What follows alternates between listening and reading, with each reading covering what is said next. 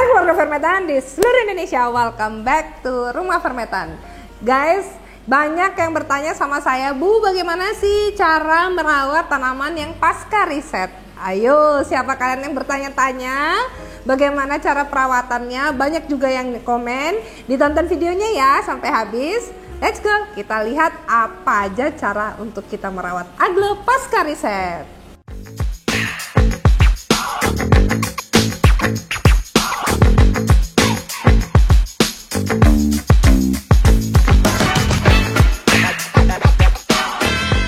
Guys, ya ini aglo ya, kemarin itu saya beli online, saya live di IG, di Instagram saya live ya.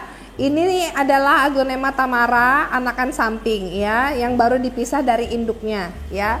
Baru dipisah dari induknya. Jadi kenapa saya tahu baru dipisah dari induknya? Pas saya bongkar itu saya lihat batangnya masih muda sekali dan daunnya mengecil ya. Ini daun mengecil karena baru pisah indukan. Bagaimana sih cara tanaman itu kita perlakukan setelah dianya kita pasca riset? Aglonema ini kemarin saya cek itu dia masih oke. Jadi saya cuman bersihkan lalu saya tanam. Ada teman-temannya yang lain itu saya potongin akarnya, potongin batangnya seperti yang biasa saya lakukan di video-video di YouTube ya. Jadi kalau kalian yang beli aglonema online yang mau tahu caranya bagaimana perlakuan di Rumah Fermetan ya, dicek homepage-nya Rumah Fermetan, lalu di scroll, dilihat video-videonya bagaimana cara saya memperlakukan tanaman-tanaman yang baru saya terima, baik beli online maupun beli offline ya. Nah, case-nya selanjutnya adalah apa sih Bu yang harus saya lakukan? Ini tanamannya udah saya potong nih ya, udah saya potong akar lamanya, saya potong bonggolnya. Lalu saya tanam saya rendam di verliquid, lalu saya tanam dengan fermetan.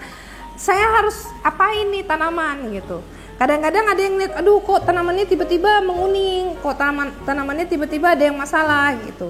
Ini poin-poin penting yang akan saya sampaikan untuk kalian semua ya, keluarga fermetan di rumah dalam merawat tanaman pasca riset. Oke guys, poin penting yang harus kalian pastikan pertama kali adalah potong akar dan batang yang bermasalah. Jangan pernah lupa ya. Seperti saya bilang, dilihat videonya. Jadi untuk batang yang bermasalah, akar yang bermasalah itu harus dipotong ya. Pisahkan bonggolnya. Nah, yang pucuknya kita selamatkan, yang bonggolnya kita rendam di verliquid, baru kita tanam guys ya. Dengan menggunakan fermetan. Dan saya sarankan ya untuk tanaman-tanaman yang aglonemanya lebih dari 6 daun guys ya, denger ya guys, saya berulang-ulang ngomong, untuk tanaman yang lebih dari 6 daun jangan dipotong tanpa akar kecuali kepepet ya. Kenapa saya bilang gitu? Kecuali memang danya udah batangnya udah tinggi banget, baru habis itu akhirnya harus kita tanam lebih dari 6 daun tanpa akar ya. Contohnya seperti tanaman-tanaman yang saya berlakukan kepada tanamannya Mbak Paula Verta Garden di video sebelumnya, itu karena kepepet ya. Tapi untuk kalian yang tidak kepepet ya, jangan dipotong tanpa akar daun aglonema kalian yang lebih dari 6 daun. Kenapa ya? Karena saat daun lebih dari 6 daun itu, saat kita potong dia tanpa akar ya, itu daun-daun itu akan ekstrim menjadi sangat kecil ya. Nanti dianya dari ukuran segini, nanti tahu-tahu lebih kurang dari setengah daunnya gitu ya. Kayak gini aja, ini indukan yang anakan yang baru dipisah dari induknya aja lumayan loh guys ya. Ukuran daunnya itu 70% lebih mengecil, padahal si anak ini udah punya akar sendiri ya. Apalagi yang kita tanam 6 daun plus ya, 6 daun plus tanpa akar, akhirnya akan meningkatkan resiko si tanaman itu juga survive-nya kecil gitu ya. Jadi kenapa saya bilang survive-nya kecil? Saat dia di atas 6 daun ya, di atas dia 6 daun ya, nanti daun bawahnya itu akan banyak rontok. Oke? Dan ketiga pastikannya ya, dipastikan rendam di verliquid kurang lebih 24 jam ya, kalau memang dibutuhkan ya. Kalau misalnya tanamannya kita riset dianya tidak ada tanda-tanda yang mantan red spot sebelumnya ya, itu boleh kita rendam selama setengah jam sampai 1 jam baru kita tanam. Tapi kalau tanamannya sudah kita potong sebelumnya itu ada red spotnya atau ada penyakitnya, itu kita rendam 24 jam aja di Verliquid, jangan takut. Oke? Lalu banyak yang nanya sama saya juga tutup lukanya bebas, pakai povidon bisa, pakai kapur sirih bisa, mau pakai fungisida yang ada kalian di rumah punya bisa, ya.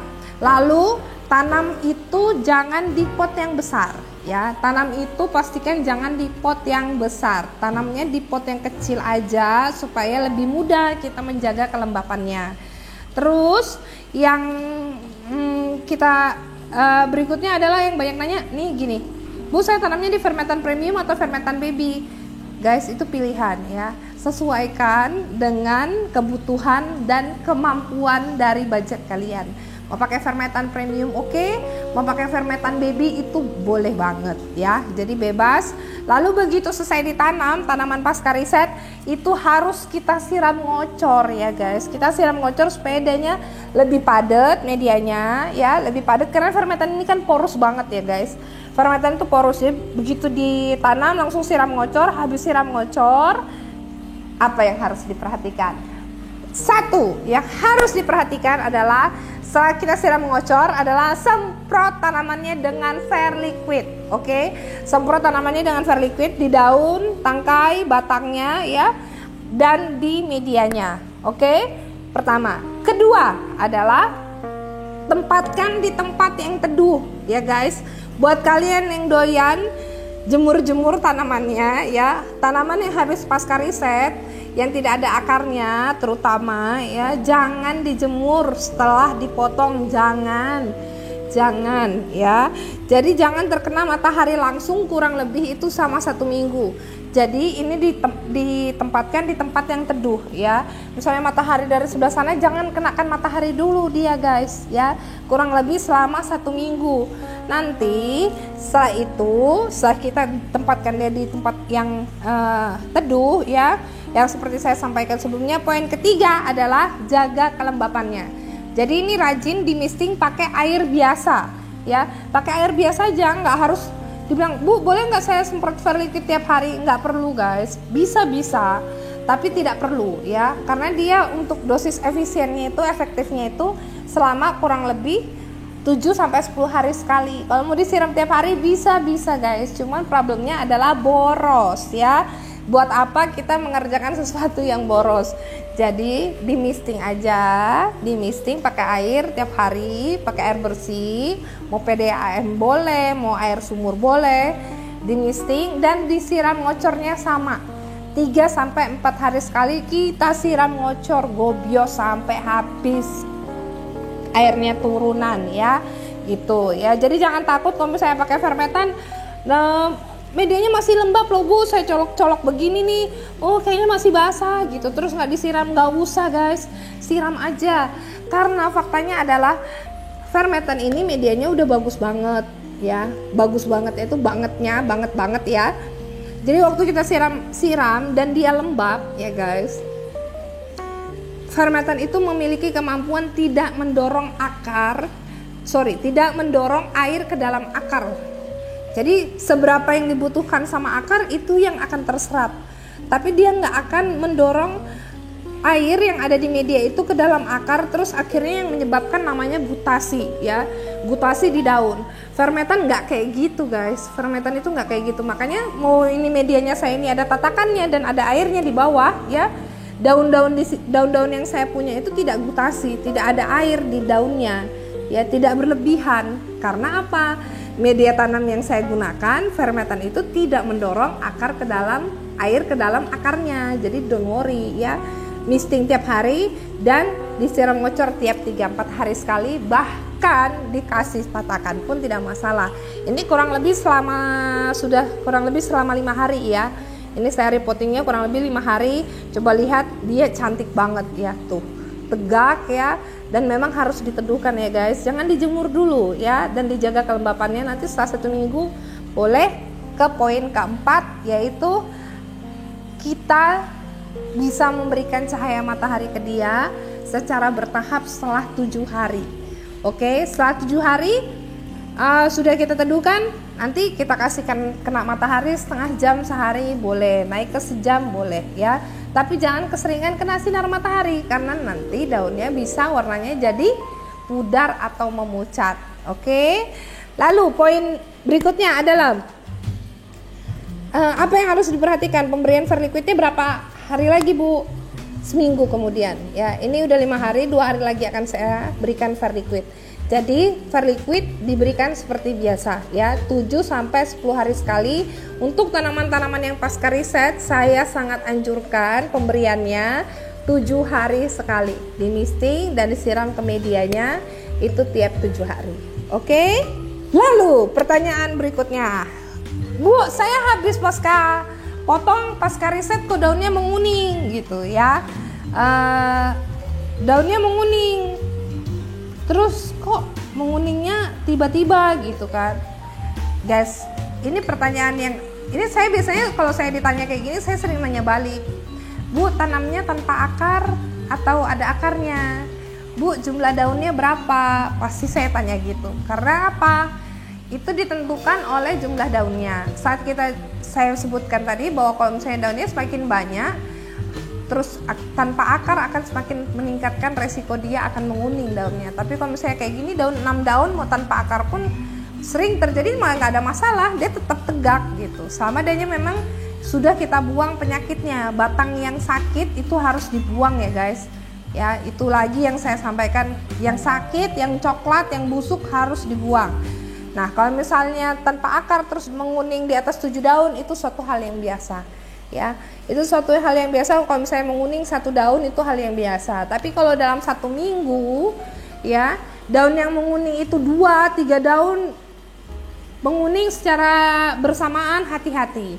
Ya, hati-hati saat kita pasca repotting atau pasca riset itu terjadi, hati-hati, bongkar ya.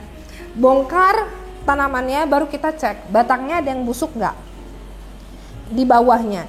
Kalau misalnya nanti ada batangnya yang busuk ya, kalau misalnya ada batangnya yang busuk potong lagi ya, potong 2 ruas di atas yang busuk. Tapi kalau ternyata memang dia busuk tapi Bu batangnya sisa 2 ruas harus saya habisin, jangan juga seperti itu ya. Jadi dibuang aja bagian busuk, baru tanam kembali di pot yang sama, nggak apa-apa, nggak masalah, ditanam aja di pot yang sama ya. Habis itu siram ngocor, setelah kita bongkar kita berikan dia verliquid, baru kita lihat, kita evaluasi lagi ada menguning lagi enggak gitu ya. Tapi kalau misalnya memang ternyata tidak terjadi adanya pembusukan, dalam seminggu 2 daunnya kuning tapi saat dicek batangnya nggak ada masalah, itu artinya adalah kita harus lebih bersabar ya, lebih sabar guys dalam menunggu proses yang dibutuhkan oleh tanaman ini ya guys. Seperti yang saya sebutkan di IG itu sering saya beritahukan bahwa kita udah buang nih penyakitnya, lalu kita tanam di tempat yang terbaik untuk si tanaman. Kita rendam verliquid, lalu kita tanam dia di tempat yang terbaik. Proses penyembuhannya dia itu, daya hidupnya tanaman itu akan lebih tinggi ya, akan lebih tinggi dia untuk semangat berjuang ya. Terus poin yang berikutnya adalah ya, rawat sepenuh hati dan kesabaran ya. Kalau daunnya nggak kenapa-napa seperti ini, tidak ada apa-apa, dalam seminggu 2 minggu nggak ada apa-apa, sudah, gak usah dibongkar say, jangan dibongkar ya say, karena dia kalau udah baik-baik aja terus kita bongkar-bongkar kasihan tanamannya. Percayakan aja sama Fermetan gitu, karena apa, banyak yang iseng ya guys, seminggu dibongkar, baru minggu depannya lagi dibongkar lagi, akhirnya nggak lama pas sudah sebulan dibongkar-bongkar terus tiap minggu, akhirnya malah lonyot daunnya, lonyot tangkainya. Jadi jangan dibongkar-bongkar, trust the process ya, percaya aja prosesnya, Fermetan akan menumbuhkan akarnya ya. Jadi lebih baik kalian di rumah guys, potong penyakitnya, tanam tanpa akar dengan Fermetan daripada kalian bawakan penyakitnya. Dan percayakan sama Fermetan akan menumbuhkan akar baru yang penuh dengan akar-akar aktif yang pintar cari makan ya. Dengan angka harapan hidupnya si tanaman ini menjadi lebih tinggi saat kita mengerjakan tanaman kita dengan benar. Oke, ya percaya aja proses penyembuhannya dan daya juang si tanaman itu akan baik saat kita memberikan yang terbaik. Ya, kalau misalnya dia udah sakit, terus kita kasih media yang sembarangan, media tanam yang sembarangan yang biasa dijual di mana-mana lah ya. Apalagi kalau misalnya aglonema koleksi, biasanya dia lebih sensitif. Tapi saat kita sudah memberikan dia dengan media yang baik, trust the process. Oke? Trust the process, trust fermentan. Ya. Itu aja guys video kita kali ini. Mudahan ya video singkat ini bisa menambah informasi ke kalian apa aja yang harus dikerjakan. Setelah kita riset ya, kita rendam verliquid, kita tanam di pot yang kecil ya. Saya summary-kan, saya ringkas. Kita tanam di pot yang kecil, lalu kita siram ngocor, kita siram ngocor, kita semprot sama verliquid di daun, tangkai dan medianya. Lalu ini ditempatkan di tempat yang teduh, jangan kena simat kurang lebih selama 1 minggu. Kita rajin siram ngocor 3-4 hari sekali dengan air bersih. Lalu kita rajin misting dengan air biasa selama tiap hari ya, setiap hari. Lalu kita berikan verliquid tiap 7-7 hari sekali ya. Untuk tanaman lain 7-10 hari, untuk tanaman ini 7 hari sekali. Lalu kita lebih bersabar ya, lebih bersabar dan percaya proses dia akan hidup itu tinggi. Oke, that's it guys video kita kali ini. Jangan lupa di like videonya ya, dan di sharing ke teman-temannya. Mana tahu ada yang bingung gimana ya, dan saya harapkan pertanyaan yang seperti ini nanti bisa terjawab untuk kalian semua di rumah yang suka dengan aglo dan merisetnya dengan menggunakan fermentan dan verliquid ya, supaya tanaman kalian itu menjadi lebih sehat ya. Dan sekali lagi saya bilang, saya tidak menggunakan pestisida baik kimia maupun organik di rumah saya hanya menggunakan air. Oke? Keep healthy guys, stay safe untuk kalian semua. Kasus COVID mulai meningkat, makanya saya bilang stay safe ya, stay safe dan selalu semangat ya. Oke, itu aja video kita hari ini. Mudahan bisa jadi tambahan referensi untuk kalian semua. Bye bye, thank you guys. See you on next video. Salam sehat, salam hijau dari Rumah Fermentan.